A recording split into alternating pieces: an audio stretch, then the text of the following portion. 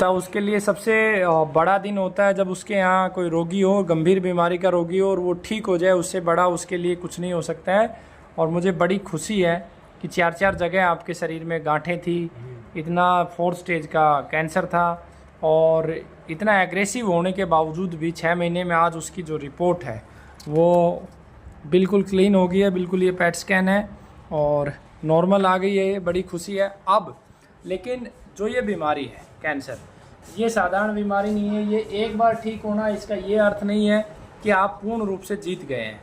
तो आपको अभी अगले 4-5 वर्ष तक पूरा एक सैनिक की तरह रहना है। आपको जो खाने पीने के परहेज है वो अभी आपको बंद नहीं करने हैं, वो परहेज मैं आपको बंद करवाऊँगा जब उचित समय आ जाएगा, ठीक है।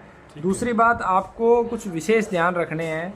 कई बार इस बीमारी में क्या होता है कि जब तक रिपोर्ट नेगेटिव नहीं होती है पेशेंट बहुत केयरफुली रहता है।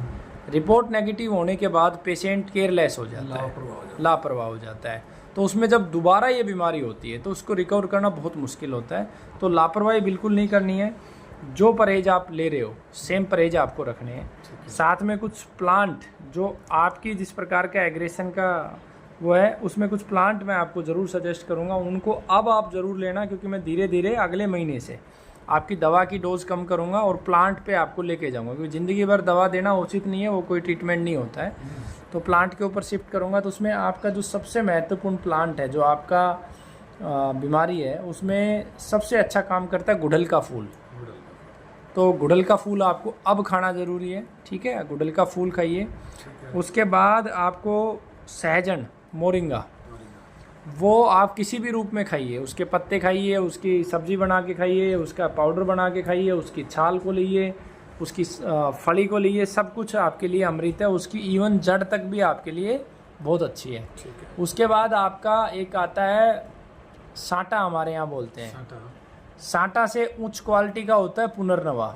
लगभग समान ही होते हैं। अगर पुनर्नवा मिल जाए तो पुनर्नवा ज़रूर सेवन कीजिए। रायता बना के ले सकते हैं, उसका आधा कप रस निकाल के ले सकते हैं आप उसका। 2-3 तरह का है। हाँ, एक काला बोलते हैं, लाल में रक्त ज़्यादा है, लाल ज़्यादा श्रेष्ठ है। लाल और सफ़ेद दो मुख्य रूप से होते हैं। अपने खेत में लाल का। हाँ, तो लाल वाला आप विशेष रूप से लीजिए। उसके बाद आपके लिए मकोई बहुत अच्छी है, जिसे देसी भाषा में पड़पोटन भी बोलते हैं। उसके फल को खूब खाइए, उसके पत्तों का रस लीजिए, ठीक है। आपके लिए कचरी बहुत अच्छी है, छोटी छोटी कचरी, आप उसकी सब्जी खाइए और उसको सुखा के रख लीजिए। साल भर उसकी सब्जी खाइए, मिश्री डाल के उसकी सब्जी बनाइए आप, ठीक है। तो वो आपके लिए मिश्री डाल के जब कचरी की सब्जी आप बनाएंगे तो आप में ब्लड की कमी नहीं होने देगी। वो विटामिन सी का जो ना आंवले की तरह रिच स्रोत है। आंवले को किसी भी रूप में खाइए, ज़रूर खाइए, ठीक है। जिन पत्तों का गहरा हरा रंग है और जिनका गहरा लाल है वो सारी हरी सब्जियां, फल और पत्ते आप भरपूर मात्रा में खाइए।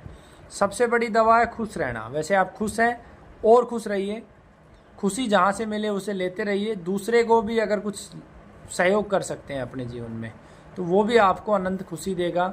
पेड़ लगाइए, पक्षियों को दाना डालिए, गाय को रोटी दीजिए, बड़े बुजुर्गों की सेवा कीजिए। हालांकि आपकी भी एज अब काफ़ी होगी, आपसे भी बड़ी उम्र का कोई है क्योंकि है तो उसकी सेवा कीजिए। अब आपके कोई पर्सन है तो बताइए, ठीक है। साथ में 2 चीज़ें आपको एडिशनल करनी है। नारियल ज़रूर खाना है आपको रोजाना। मैं अब भी रोज खाता हूँ, रोजाना नारियल खाना है। अनार और नारियल 2 चीज डेली खाता हूँ। हाँ, ये आपको खाना है। और रात को आप गाय का घी दूध में डाल के पीजिए।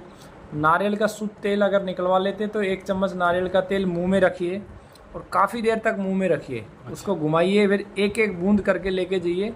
उसके बाद आप गर्म दूध पी सकते हैं, ठंडा पानी नहीं पीना, ठीक है, ठीक है। सुबह सुबह 1 गिलास गर्म पानी में 1 नींबू निचोड़ के उसमें काली मिर्ची डाल के, सेंधा नमक डाल के वो पीजिए।